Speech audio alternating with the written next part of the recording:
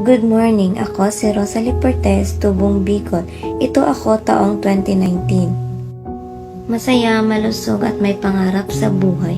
Sila ang mga business partner ko na nag-guide at tumutulong sa akin dito sa business. February 2020, naramdaman ko may nagbago sa sarili ko. Nilalagnat sa umaga, nilalamig sa gabi, pumapayat, nawawala ng gana kumain. Hindi ko maintindihan kung ano nangyayari hanggang sa naisipan kong magpa-check up. Kahit na pandemic, na-diagnose ako na may lupus, pero kahit na umiinom ako ng gamot, di pa rin ako nagiging okay at palala. Hanggang dumating ang point na dinadalaw na ako ng mga business partner sa bahay.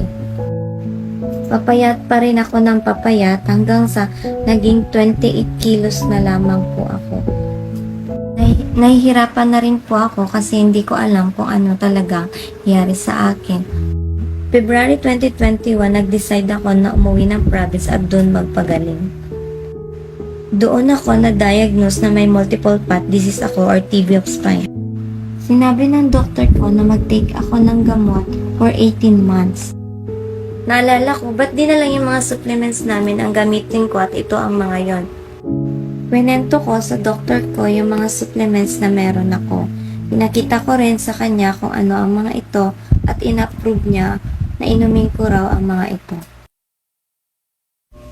After taking supplements, thanks God, guminhawa ang pakiramdam ko.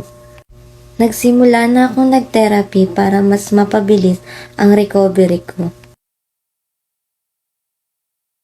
Sa tulong ni Lord at mga products na ininom ko, ito na ako ngayon. Nagpapasalamat ako sa pamilya ko at sa mga taong walang sawang ipinag-pray ako. Hanggang sa paggaling ko. Sobrang saya ko na kasama ko na ulit ang mga business partner ko.